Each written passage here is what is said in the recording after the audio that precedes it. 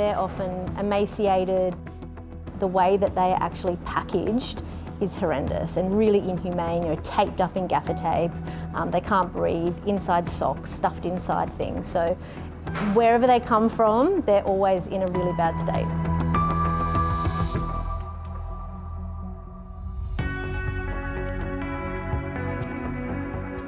Australian reptiles are a hot commodity in the international smuggling scene. More than 100 were seized at our borders in a 4-month window at the end of last year. Shingleback lizards and blue-tongue lizards are the most smuggled and trafficked species out of Australia.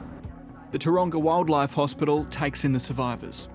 We can see why they're so in demand and coveted overseas, because of their beauty, this gorgeous little dragon. Because I know that you can get a much higher price in illegal wildlife trade when it's the pair.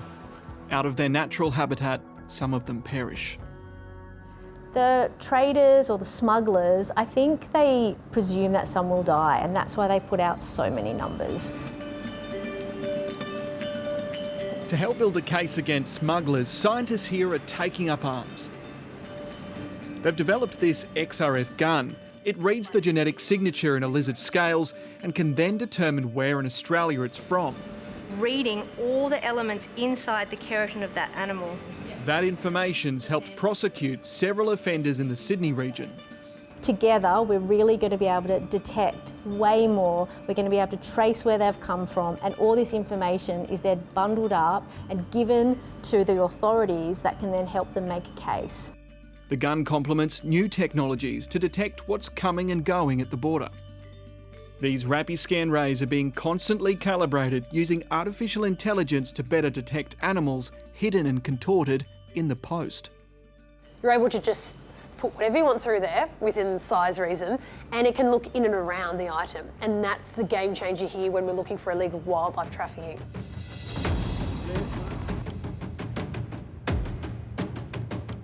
I think anybody who's involved in animal trafficking is a despicable human being. Wildlife trafficking is the 4th largest transnational organised crime, worth over $450 billion a year. We're told the culprits are often affiliated with weapons, drugs and sex trafficking. We need to make sure criminals understand that we've got more resources than ever on catching and convicting. Thousands of Australian species, from cockatoos to kangaroos, are being traded overseas. Definitely we're a target. There's a lot more Australian species outside the country in trade than we were originally aware of.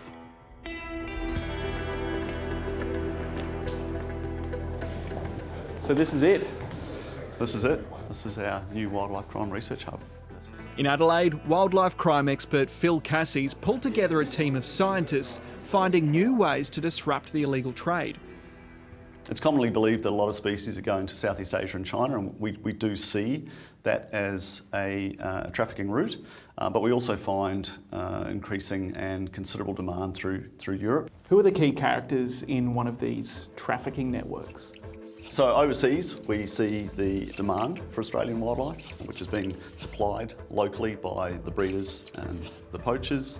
And then in the middle of that are the coordinators and couriers that are linking that supply and demand. And there can be any number of links within that. How difficult will it be to disrupt this? That's what we're here to do, to provide the research and tools that support environmental compliance in this area. They've commissioned several forensic projects to stop traffickers in their tracks. The first step is to transfer some of this shed snake skin. This is a rapid DNA test that will help determine if an animal's been illegally captured. Hopefully it can be implemented in biosecurity compliance scenarios. Other projects include a test that detects illegally harvested timbers. It affects every single country on the planet. Another uses custom-built artificial intelligence to automatically scrape the web for dodgy traders. Everything marked CB is captive bred. Anything not marked CB is not captive bred, which means they've harvested it from the wild. Australian reptiles are showing up on foreign-run websites.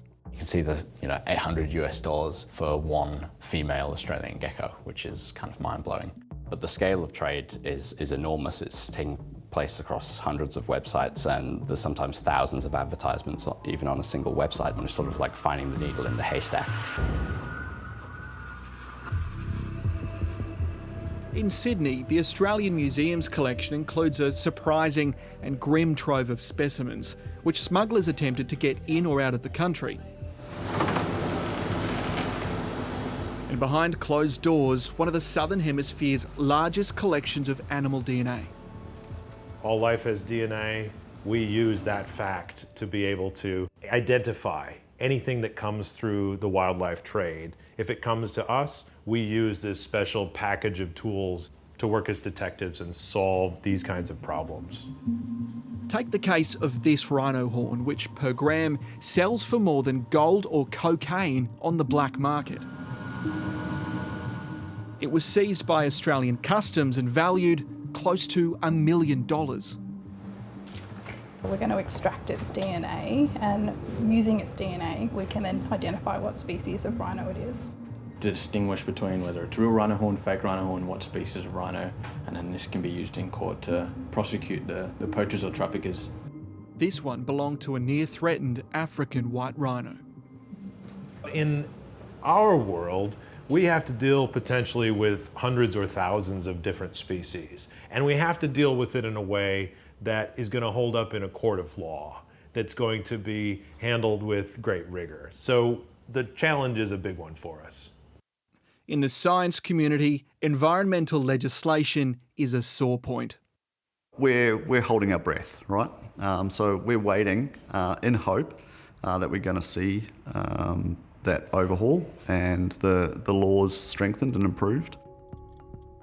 The 2020 Samuel Review called for an immediate overhaul of the Environmental Protection and Biosecurity Act, making 38 recommendations, including fix inconsistency, gaps and conflicts, restructure the Act to clarify and simplify it, and finalise reform by 2022. Graham Samuel was very, very clear that it was ineffective, it was out of date, and that we needed much stronger compliance. I think it's pretty disappointing that the overhaul of the Act has been delayed and the order in which these things have been done. The federal government responded with its Nature Positive plan, but has copped criticism for legislating a new environmental protection agency before overhauling the Act. The new EPA will be a regulator with teeth. Raising questions, how can a new authority have teeth when it's functioning under an old framework?